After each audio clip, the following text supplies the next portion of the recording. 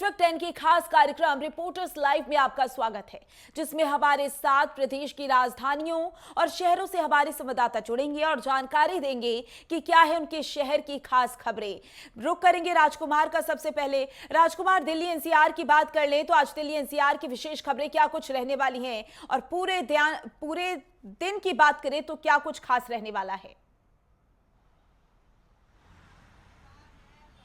देखिए माधुरी, आज जो स्थिति है, क्योंकि मानसून सत्र जो है संसद का वो 21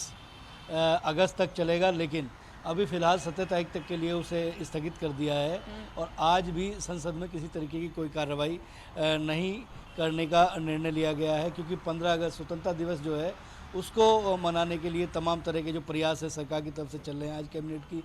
बैठक है और कैबिनेट की बैठक में तमाम जो मुद्दे हैं, क्योंकि अगर देखा जाए तो ऑपरेशन सिंदूर के दौरान संसद भवन के अंदर जिस तरीके से जो मसले थे, उन मसलों पर जो चर्चा होनी चाहिए थी, शायद विपक्ष की तरफ से उस पर सहयोग नहीं किया गया और बहुत सारे मसले ऐसे हैं कि जो अभी अधूरे पड़े हुए हैं। उन तमाम जो व्यवस्थाएं हैं, उन व्यवस्थाओं को लेकर जो सरकार है, सरकार किस तरीके से अपनी योजनाओं को आगे चला रही है, उन योजनाओं को किस तरीके से और फलीभूत किया जाना चाहिए और अंतिम पायदान पर खड़े हुए व्यक्ति को किस तरीके से उसका लाभ दिया जाना चाहिए, इसको लेकर आज एक बहुत महत्वपूर्ण बैठक होगी। और कैबिनेट की जो बैठक है, इस कैबिनेट की बैठक को जो जानकार हैं वो इस चीज़ से भी जोड़ कर देख रहे हैं, जिस तरीके से टैरिफ अमेरिका और पाकिस्तान की तरफ से जो बयानबाजी की गई है, उसको लेकर कहीं ना कहीं इस बात को प्रधानमंत्री अपनी कैबिनेट के जो वरिष्ठ सहयोगी हैं उनके सामने इस मसले को रख सकते हैं। कुछ बड़े फैसले आने वाले दिनों में पाकिस्तान और अमेरिका के बारे में लिए जा सकते हैं। जो जानकार हैं वो इस बात को भी मान रहे हैं कि भय जो है वो कहीं ना कहीं भय जो है वो भूत का काम करता है, और जिस तरीके से टैरिफ लगाए गए हैं 25% पे 25% का और इजाफा किया गया है, तो अमेरिका से व्यापार करने का जो आगे के निर्णय हैं उस पर सरकार कोई गंभीर जो है ठोस कदम उठा सकते हैं, क्योंकि आज हिंदुस्तान जो है वो बढ़ती हुई अर्थव्यवस्था है। तमाम दुनिया के देश हैं, उन देशों के साथ व्यापार हो रहा है और अमेरिका का जिस तरीके से हठ धर्मिता का रवैया है और उसमें अमेरिका की सरजमी से जिस तरीके से पाकिस्तान के जो सेना प्रमुख हैं मुनीर, उन्होंने जिस तरीके का बयान दिया है, उस बयान को कहीं ना कहीं सरकार ने गंभीरता से लिया है और जानकार इस बात की तस्दीक कर रहे हैं कि आज का जो कैबिनेट है उस कैबिनेट में क्या निर्णय लिए जाते हैं, इस पर मुझे लगता है कि पूरे देश नहीं बल्कि पूरी दुनिया की निगाह होगी। आज सुबह 4 बजे से बारिश हो रही थी, अभी थोड़ी देर पहले ही बारिश रुकी है, तो इस वजह से पूरे राष्ट्रीय राजधानी क्षेत्र में माधुरी इस समय जाम की स्थिति बनी हुई है। जो लोग अपने दफ्तरों के लिए निकले हैं उन्हें निश्चित तौर पर जो सड़कें हैं उन सड़कों पर कई जगह जल भराव की स्थिति है, उमस की स्थिति है। हालांकि हल्की जो बारिश जो हुई है उस बारिश के बाद अब थोड़ी सी राहत की सांस ये है कि आज उमस थोड़ी सी कम है, क्योंकि मैं जहाँ पे खड़ा हुआ हूँ वहाँ भी मैं खुद महसूस कर सकता हूँ कि हल्की हवा चल रही है। तो हल्की हवा चल रही है तो कहीं ना कहीं जो मौसम है वो मौसम बहुत बेहतर रह सकता है। लेकिन अगर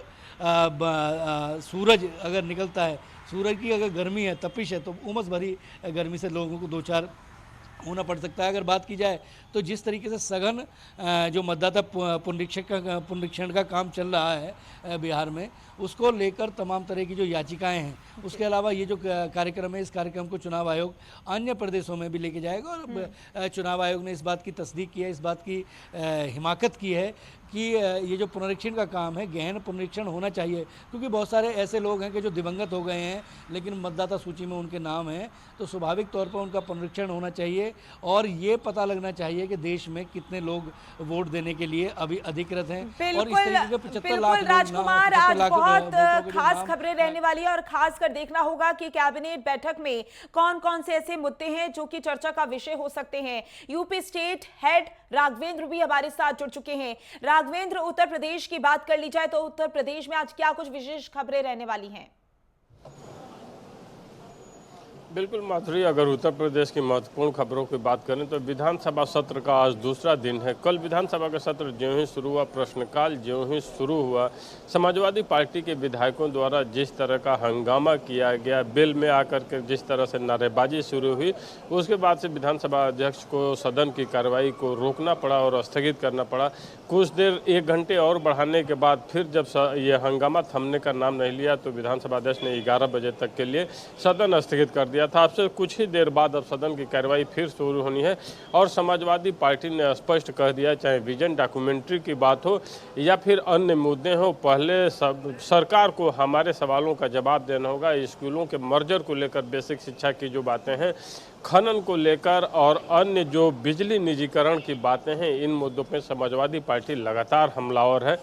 और इस बार भी, आज भी जिस तरह से समाजवादी पार्टी के विधायक विधानसभा में आ रहे हैं और तस्वीरों में दिखाई दे रहा है जिस तरह का आंदोलन उन सब लोगों ने शुरू किया है, अभी से आज भी सदन की कार्रवाई काफ़ी हंगामेदार रहनी है। और आज कैग की रिपोर्ट भी विधानसभा सत्र में सौंपी जानी है। खनन को लेकर और अन्य जो मुद्दे हैं उसको लेकर आज भी हंगामेदार सदन देखने को मिल सकता है। हालांकि मुख्यमंत्री योगी आदित्यनाथ ने समाजवादी पार्टी पर बड़ा जवाबी हमला बोला था कि समाजवादी पार्टी और लोकतंत्र ये दो नदी के दो छोर हैं और ये कब से लोकतंत्र में विश्वास करने लगे। जिस तरह से नेता प्रतिपक्ष माता प्रसाद पांडे ने विरासत गलियारे को लेकर के बात कही कि हम गए और वहाँ पे लोगों ने विरोध किया, तो आज भी विधानसभा की कार्यवाही काफ़ी हंगामेदार होनी है। वहीं हम मिर्जापुर की बात कर लें तो जिस तरह खनन पट्टे को लेकर कमिश्नर ने कुछ खनन पट्टों को निरस्त किया है, उसको लेकर भी समाजवादी पार्टी हमलावर हो सकती है। वहां के पूर्व जो तत्कालीन जिलाधिकारी थे उन पे आरोप लगा है कि गलत ये आवंटन, पट्टों का आवंटन हुआ है। वहीं हम बात कर लें कांग्रेस की और बहुजन समाजवादी पार्टी की, तो ये जितने भी राजनीतिक दल हैं, विधानसभा की कार्रवाई की और सरकार द्वारा जो भी लाए जा रहे हैं बिल, उन बिल का विरोध इस रूप में भी देखा जा रहा है कि जिस तरह से यहाँ पे पंचायत चुनाव होने हैं और आगामी विधानसभा चुनाव होने हैं, इसको लेकर भी सारी विपक्षी पार्टियाँ लगातार सरकार पर हमलावर हैं और दबाव बनाने का काम भी कर रही हैं। हालांकि हम सरकार की तरफ से बात कर लें तो चाहे डिप्टी सीएम की बात कर लें, मुख्यमंत्री की बात कर लें या विधानसभा अध्यक्ष की भी बात कर लें, जिस तरह से महाना ने भी, सतीश महाना ने कहा कि हम विपक्ष से आग्रह करते हैं कि सदन की कार्रवाई को चलने दें, लेकिन आज भी सदन हंगामेदार देखने को मिल सकता है। वहीं हम जिस तरह से मौसम विभाग ने प्रदेश के 24 जनपदों में लगातार बारिश का ऑरेंज अलर्ट जारी किया है, उसको देखकर बाढ़ की जो विभीषिका है, पूर्वांचल की बात कर लें, खास करके पूर्वांचल के 17-18 जनपद जिस तरह से बाढ़ की चपेट में, हम देवरिया की बात कर लें, गोरखपुर की बात कर लें, महाराजगंज की बात कर लें, बहराइच की बात कर लें, श्रावस्ती की बात कर लें या फिर बलिया की हम बात कर लें, गाजीपुर, आजमगढ़, चंदौली, बनारस, मिर्जापुर, सोनभद्र, ये वो जनपद हैं जो बाढ़ की चपेट में है। और यहाँ सरकार लगातार प्रयास कर रही है कि जो भी राहत सामग्री है उनका वितरण समय से होता रहे और जो भी बाढ़ प्रभावित लोग हों उनको किसी तरह की दिक्कतों का सामना न करना सदन पड़े। की कार्यवाही के दौरान क्या कुछ रहने वाला है और ये भी देखना होगा कि बाढ़ पीड़ितों को राहत सामग्री तो वितरित की ही जा रही है, लेकिन उसके लिए क्या कुछ इंतजाम किए जा रहे हैं, ये भी देखने वाली बात होगी। जम्मू कश्मीर से हमारे साथ अजहर जुड़ चुके हैं। अजहर, क्या कुछ आज विशेष खबरें जम्मू कश्मीर की रहने वाली हैं?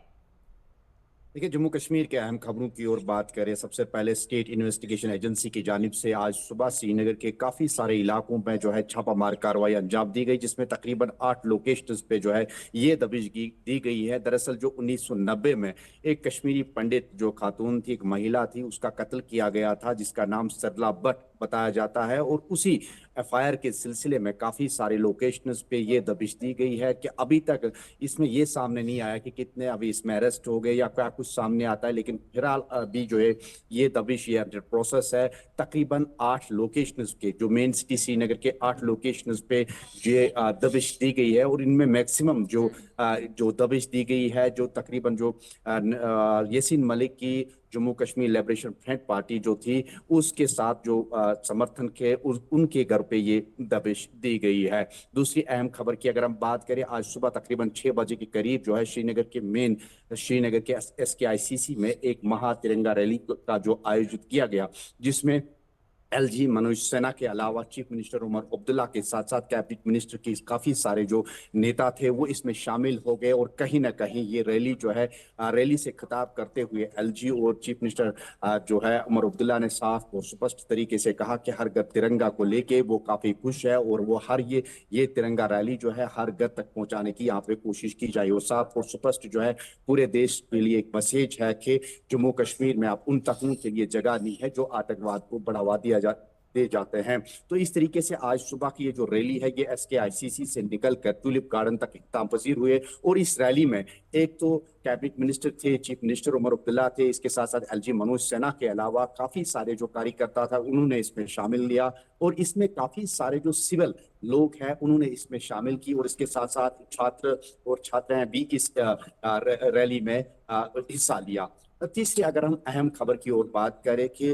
लगातार जो आतंकी ऑपरेशन जो है वो लगातार जारी है, चाहे मेन सिटी की बात करें, सेंट्रल कश्मीर की बात करें, नॉर्थ कश्मीर की बात करें, लगातार ये ऑपरेशन जारी है और ये खंगाला जा रहा है कि कहाँ पे भी जो छुपे आतंकी है उनको बाहर निकालने की भरपूर कोशिश की जा रही है। इसी तरीके से अगर हम कश्तवाड़ के डोल इलाके की बात करें, जिस तरीके से लगातार ये ऑपरेशन आज तीसरे रोज पे जारी हुआ, जिस तरीके से सिक्योरिटी फोर्सेस को वहां पे इतला मिली थी कि कुछ मिलिटेंट छुपे हुए हैं, बाद में सिक्योरिटी फोर्स, पुलिस और स्पेशल ऑपरेशन ग्रुप ने मिलकर उस पहाड़ी क्षेत्र इलाके को पूरी तरीके से घेराव लिया और ये ऑपरेशन जो है लगातार तीसरे रोज भी जारी है। इसी तरीके से अगर हम दक्षिणी कश्मीर के कुलगाम की बात करें, ऑपरेशन अकाल की बात करें, हालांकि आज 12वां दिन है लेकिन सूत्रों के मुताबिक जो है आज 12वें दिन भी ये ऑपरेशन जारी है, लेकिन अभी अभी जो सूचना मिली है, लेकिन अभी तक इसमें पुष्टि नहीं हुई है कि ये ऑपरेशन अभी कॉल्ड ऑफ किया गया है। कहीं ना कहीं ये ऑपरेशन काफी लंबा खिंचा, 12 दिन तक, या अगर आज का दिन माने तो 12 दिन तक ये ऑपरेशन चला है। अगर मौसम के हवाले से बात करें तो मौसम के हवाले से जिस तरीके से मौसम विभाग ने पहले ही प्रिडिक्ट किया था कि जम्मू के कई एक क्षेत्रों में जो है भारी बारिशें देखने को मिली, लेकिन बीती रात जो है जम्मू के काफी सारे इलाकों में काफी बारिशें देखने को मिली, जिसकी वजह से पुंछ और सुरनकोट में काफी जो है जलभराव की स्थिति भी पैदा हुई। कई एक जगहों पे क्लाउड बर्स्ट भी हुआ है, जिसके नतीजे में जो है सुरनकोट में तकरीबन 12 जो दुकानें उनके साथ साथ मकानों में जो है जलभराव की स्थिति वहां पे पैदा हुई है। कई एक जगहों पे लैंडस्लाइडिंग भी हुई है और कई एक दुकान और मकान के साथ साथ कई एक स्कूल भी जिनको नुकसान पहुंचा है। फिलहाल प्रशासन की ओर से जम्मू के काफी क्षेत्रीय इलाकों में जो है आज के दिन के लिए स्कूलों की छुट्टी घोषणा की है। इस तरीके से मौसम विभाग का मानना है कि अगले कुछ एक दिनों में न कि जम्मू बल्कि घाटी में भी मौसम में परिवर्तन देखने को मिलेगा, लेकिन इसके बाद में प्रशासन की ओर से ऑलरेडी जो आपातकाल की स्थिति की जब पैदा होती है तो उस समय जो है कंट्रोल रूम्स तैनात किए जाते हैं, लेकिन उन्हीं कंट्रोल रूम्स की अभी भी सहायता ली जा रही है। हेल्पलाइन नंबर्स भी जो है काफी सारे क्षेत्रों में बिल्कुल जो है सर, आतंकियों के खिलाफ तो ऑपरेशंस चलाई ही जा रही हैं, लेकिन अगर मौसम की बात कर लें तो जाहिर सी बात है हेल्पलाइन नंबर भी जारी किए जा रही हैं ताकि लोगों को परेशानी ना हो, जिन्हें मदद की जरूरत हो उन्हें मदद मिल सके। उपेंद्र भी उत्तराखंड से हमारे साथ जुड़ चुके हैं। उपेंद्र, उत्तराखंड में आज क्या कुछ विशेष खबरें रहने वाली हैं? देखिए भारती, जिस तरीके से जो उत्तराखंड की अगर बात की जाए तो आज खास खबरें जिस तरीके से जो जिला पंचायत अध्यक्ष और ब्लॉक प्रमुखों को लेकर जिस तरह से कल नामांकन प्रक्रिया जो है वो शुरू हुई थी, और ऐसे में जिस तरीके से ये देखा गया कि 4 जिला पंचायत अध्यक्ष जो है वो भाजपा के निर्विरोध जो है वो जीत गए हैं और उसमें से 11 ब्लॉक प्रमुख जो है वो निर्विरोध तरीके से जो है जीत उन्होंने जो है वो दर्ज कर दी है, क्योंकि विपक्ष की ओर से जो है कोई भी प्रत्याशी उनके खिलाफ जो है वो नहीं उतारा गया। जिस तरीके से अगर बात की जाए तो उत्तरकाशी, उधम सिंह नगर, चंपावत और पिथौरागढ़ में जिस तरीके से जो है प्रत्याशी जो है वो कांग्रेस की ओर से नहीं उतारा गया, तो ऐसे में 4 जिला पंचायत अध्यक्ष जो है वो भाजपा के निर्विरोध तरीके से जो है उन्होंने जीत दर्ज कर ली है और इसी तरीके से 11 ब्लॉक प्रमुखों ने अपनी जीत जो है वो दर्ज की है। हालांकि जिस तरीके से कांग्रेस जो दावा कर रही थी कि 137 जिला पंचायत सदस्य जो है वो कांग्रेस के जीत कर जो है प्रदेश भर में आए हैं, लेकिन जिस तरीके का जीत का दावा लगातार कांग्रेस कर रही थी, लेकिन उस तरीके से बोर्ड जो है वो अपना बनाने में जो है 4 जगहों पर जो है वो नाकाम जो है वो कांग्रेस रही, जहां पर एक भी उम्मीदवार जो है वो कांग्रेस ने अपने समर्थित उम्मीदवार को जो है वो जिलाध्यक्ष पदों के लिए जो है वो नहीं उतारा है। हालांकि अब उम्मीद जो है देहरादून, टिहरी इन जगहों पर जो है कांग्रेस की टिकी हुई है कि इन जगहों से जो है कांग्रेस अपने उम्मीदवारों को उतारेगा और वहां पर अपना बोर्ड बनाने की कोशिश जो है वो पुरजोर कोशिश जो है वो कांग्रेस करेगी। हालांकि भाजपा की ओर से पूरी तरीके से यह दावा किया जा रहा है कि 12 जनपदों में जो है 12 जिलाध्यक्ष जो है वो भाजपा के होंगे, उसको लेकर पूरी तैयारी जो है वो की गई है। साथ ही कई जगहों पर लगभग कई जगहों पर जो है जिस तरीके से जो ब्लॉक प्रमुख हैं वहां पर सबसे ज्यादा जो है वो भाजपा के होंगे, उसको लेकर पूरी रणनीति जो है वो भाजपा की ओर से जो है वो की जा रही है। तमाम सारे जो निर्दलीय प्रत्याशी जो जीत कर आए थे उनको अपनी ओर जो है भाजपा लेकर आई है, उनका समर्थन जो है वो भाजपा को जो है वो ज्यादातर मिल रहा है। हालांकि कांग्रेस का यह भी कहना है कि खरीद फरोख्त जो है वो भाजपा की ओर से जो है वो किए जा रही है। इस तरीके के आरोप जो है कांग्रेस की ओर से भी लगाए जा रहे हैं। लेकिन अगर स्थिति की अगर बात की जाए तो कई जगहों पर जिस तरीके से जो निर्विरोध जीत कर आए हैं, ऐसे में कहीं ना कहीं कांग्रेस कई जगहों पर जो है हथियार डालते हुए जो है वो नजर आ रही है। अब कुछ जगहों पर, कुछ जिलों में जो है उम्मीद जो है वो कांग्रेस लगाए बैठी है। तो अब देखना होगा कि वहां पर किस तरीके की स्थिति जो है वो होती है, क्योंकि जिस तरीके से 14 अगस्त को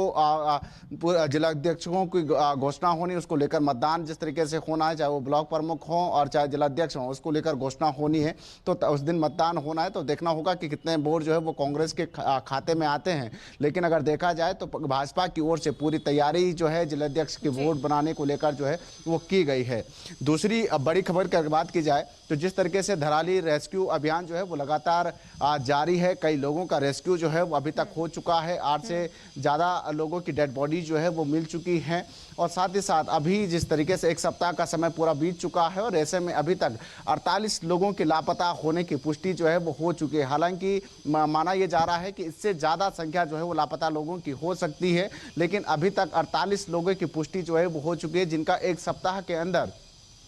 कोई भी संपर्क जो है वो उनसे नहीं हो पाया है। और जिस तरीके से उनके जो परिजन हैं वो वहाँ पर जो है उनके अपनों को खोजबीन के लिए जो है वो वहाँ पर पहुँचे हैं। उनकी मिसिंग रिपोर्ट जो है वो वहाँ पर दर्ज करा दी गई है। दूसरा, जिस तरीके से रेस्क्यू अभियान के दौरान जो एक झील का जो जिक्र लगातार आ रहा है कि हरसिल वैली में जिस तरीके से बड़ी झील जो है वो वहाँ पर बन चुकी है, वो एक बड़ी चुनौती वहाँ पर सरकार और वहाँ के प्रशासन के सामने जो है वो बनी हुई है। उसको लेकर सरकार जो है वो काफ़ी चिंतित जो है वो नज़र आ रही है। ऐसे में 3 सदस्यीय टीमों को जिस तरीके से आज उत्तरकाशी के धराली में जो है वो भेजा जाएगा, जो कि झील का मुआयना जो है वो वहाँ पर करेंगे कि किस तरीके की झील जो है वो बन रही है, उससे कितना खतरा जो है वो आने वाले समय में बन सकता है। उन तमाम चीज़ों को जो है वो सदस्य टीम जो है वो वहाँ पर देखेगी। अभी भी अब जैसा कि आपने बताया है कि 48 लोग लापता हैं, देखना होगा उनका जो रेस्क्यू है कब तक संपन्न हो जाता है, क्योंकि उन लोगों को भी जल्द से जल्द निकालना बेहद ज्यादा जरूरी है। राजकुमार हमारे साथ लगातार बने हुए हैं। राजकुमार, जाहिर सी बात है कि आज मौसम तो देखा ही जा रहा है कि ऐसा बना हुआ है, बारिश सुबह से ही हो रही है, जल भराव की भी समस्या देखी जा रही है, लेकिन क्योंकि केंद्रीय कैबिनेट की बैठक होने वाली है, वो बहुत ज्यादा महत्वपूर्ण मानी जा रही है। बहुत सारे ऐसे प्रस्ताव हैं जो कि पेश किए जा सकते हैं। वो प्रस्ताव किन किन क्षेत्रों से जुड़े हुए हो सकते हैं, इस बात की जानकारी आपके पास? देखिए माधुरी, प्रधानमंत्री नरेंद्र मोदी का जिस तरीके से काम करने का तरीका है, उसमें अभी हाल ही में जो किसानों को सम्मान निधि दी और उसके बाद जिस तरीके से अगर हम देखें तो केंद्र सरकार की तरफ से एक प्रेस कॉन्फ्रेंस की गई। अश्विनी वैष्णव ने स्पष्ट तौर पे कहा कि उज्ज्वला योजना के तहत जो